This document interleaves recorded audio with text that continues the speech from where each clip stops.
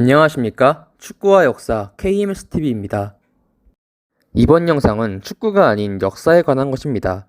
조선의 신분제를 구성하는 계급 가운데 노비라는 계급은 타국의 노예와 비슷한 개념에 속하는 계급이었습니다. 물론 이 노비의 대우가 노예와 동일하였느냐 등에 대해서 논쟁이 있을 뿐더러 노비가 노예와 비교하면 예속성이 약하다는 점이 있긴 합니다. 그러나 노비제가 우리나라 역사의 부끄러운 치부 가운데 하나라는 것은 분명 부정하기 힘든 것도 사실이죠. 현대적 관점에서 인구의 30%나 되는 비중이 노비였다는 것은 분명 부끄러운 일입니다. 하지만 간혹 어떤 사람들이 한국의 역사를 폄하하면서 한 가지 거짓된 이야기를 하곤 합니다. 한국 또는 조선이 같은 민족의 자국민을 노예로 삼은 전세계 유일의 국가라고 말이죠. 그들은 전세계 어디에도 조선 또는 한민족처럼 같은 민족의 자국민을 노예로 삼은 국가가 없다는 주장을 하면서 조선이라는 나라가 수치스러운 국가이며 부끄러운 국가라고 말을 하곤 합니다. 솔직히 말해서 과거 노비제가 존재한 역사가 부끄럽다는 부분에 대해서는 동의할 수 있는 부분이고 조선이라는 나라에 대한 호감도가 어떤지에 대해서는 간섭을 할 수 없으니 조선을 싫어할 수는 있습니다. 하지만 자국민을 노예로 삼은 유일한 국가가 역사를 통틀어 한반도 국가뿐이라는 거짓 주장을 마치 사실처럼 선동하며 자신들의 주장을 정당화하는 것은 명백히 잘못된 일이라고 생각합니다. 이번 영상을 통해서 여러 국가의 사례를 들어 그러한 주장이 거짓임을 확실히 밝히도록 하겠습니다. 이번 영상의 목차는 다음과 같습니다. 고대 그리스를 대표하는 폴리스였던 스파르타는 이웃 폴리스이자 같은 그리스 민족인 메세니아를 공격하여 멸망시킨 뒤 메세니아인들을 이른바 헤일로타이라는 노예계급으로 삼았습니다. 헤일로타이는 당시 스파르타 인구의 80%를 차지했다고 하며 스파르티아타이들로부터 엄청난 탄압을 받았다고 합니다. 오죽하면 헤일로타이들은 다른 지역의 폴리스인들과 만나면 스파르타인들의 살점을 뜯어먹고 싶다고 말할 정도로 스파르타인들을 매우 중호했다고 하죠. 2차 포에니 전쟁 당시 한니발에 의해 로마가 위기에 몰리자 동맹시였던 카푸아는 로마를 배신하고 한니발의 카르타고에게 붙었으나 한니발의 카르타고가 로마에게 패배하자 동맹시의 직위를 박탈당하였고 많은 수의 카푸아 시민들은 로마의 노예가 되었습니다. 참고로 카푸아는 같은 이탈리아 반도 동맹시였으니 민족 구성은 로마와 유사했으며 노예로 전락한 이들의 신분은 세속되었습니다. 부모를 잃고 친척이 없는 상태에서 상속받은 재산이 없는 고아들도 자연히 노예가 되었다고 하며 심지어 로마의 법이었던 12표법에 따르면 로마 시민들은 자기 자식을 노예로 팔 수 있었다고 합니다. 이를 통해 로마 시대에는 같은 민족이 노예가 되는 일이 적지 않았을 것이라는 사실을 알 수 있습니다.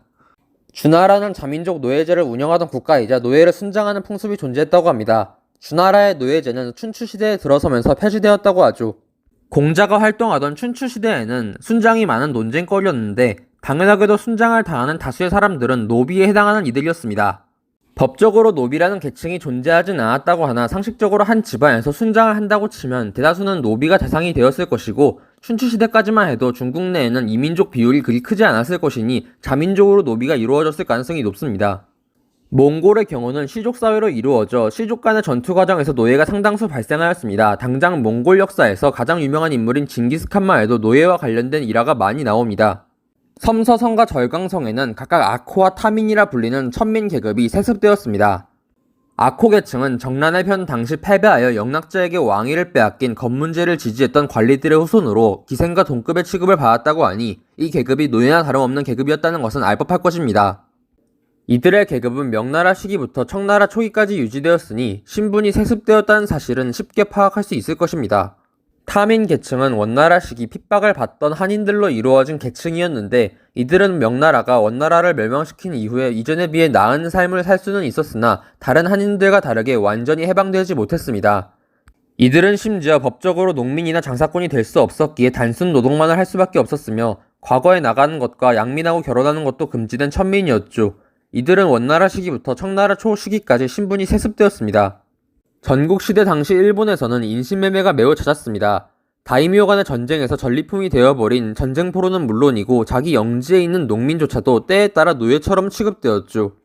일본인 농민 혹은 죄수 또는 아녀자들이 포르투갈 상선과 교역하는 과정에서 화약, 총포 구입에 대한 대금 취급으로 거래가 되어 유럽의 노예로 팔려나갔고 도요토미 히데요시가 일본을 통일하고 정권을 잡은 뒤에 이를 금하였음에도 불구하고 한동안 암암리에 지속되었다고 합니다.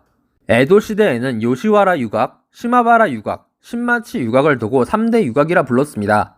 이 유각에서 일하는 유녀들은 인신매매를 통해 팔린 경우가 많았고 특히 요시와라 유각의 경우는 인신매매로 인해 유녀가 된 이들이 많았다고 합니다. 신분이 세습되었을 가능성은 없지만 유녀로 팔려나간 이들의 평균 수명은 20대에 불과했다고 하니 세습 여부는 별 의미가 없었을 것입니다. 메이지 유신 이후에도 일본에서는 자국민을 대상으로 한 인신매매가 이뤄졌습니다. 취업 사기와 인신매매를 통해 홍콩, 필리핀 등으로 팔려간 일본인 노예 여성들을 두고 일명 가라유키상이라고 칭하였죠. 이렇게 팔려간 가라유키상이라 불리는 일본 여성들은 유각의 성노예가 되었습니다. 가라유키상들은 1920년대까지 존재했었다고 합니다. 근대적인 개혁을 성공적으로 해낸 타이도 라마 5세에 의하여 폐지되기 전까지는 노예제가 존재했습니다. 타이의 인구 비율 대부분은 타이족으로 구성되어 있는데 노예제가 횡행했던 당시 타이의 인구 3분의 1이 노예였다는 것을 보면 자민족 노예 비중은 상당했을 가능성이 높습니다. 타이의 노예제는 1905년에 폐지되었고 갑오개혁으로 노비제를 폐지한 조선보다 늦게 노예제를 폐지했습니다.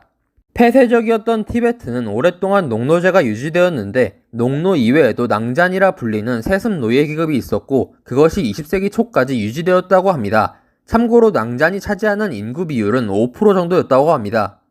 조선이 자국민 또는 자민족을 노예로 삼은 세계 유일의 국가라는 말은 여러 사례를 보아 명백한 거짓말입니다. 몇몇 분들께서 스파르타와 로마, 몽골 등의 사례를 두고 그들은 하나의 민족이 아니었을 가능성이 있다는 논리를 펼지도 몰라서 한마디 덧붙이자면 우리가 말하는 한민족 역시도 과거에는 한족, 예족, 맥족으로 세분화되어 있었다는 것을 알아주셨으면 좋겠습니다.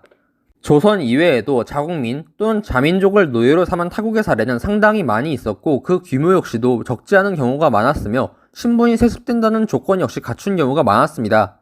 참고로 자민족의 범주에 포함되는지 불분명하거나 확실한 노예 신분이 아닌 이들에 대해서는 목차에 담지 않았으나 언급을 해보자면 송나라 시대 가운데 어느 시기인지 정확히는 불분명하나 송사와 중국 통사에 기록된 방호라고 불리는 부호를 위한 소장농 계급은 계급이 세습되었으며 노예와 다를 바가 없었다고 합니다.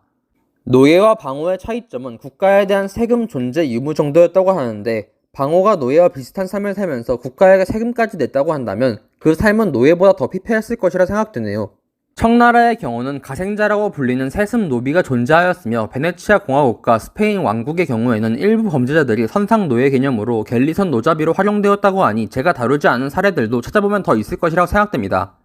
사실 자민족을 노예로 삼는 것이나 타국인을 노예로 삼는 것이나 도덕적으로 어떤 차이가 있는지 알 수 없는 똑같은 부끄러운 일이라 생각됩니다만 거짓말에 선동되어 자국의 역사를 깎아내리는 것이 마음에 들지 않아 이러한 영상을 만들게 되었습니다.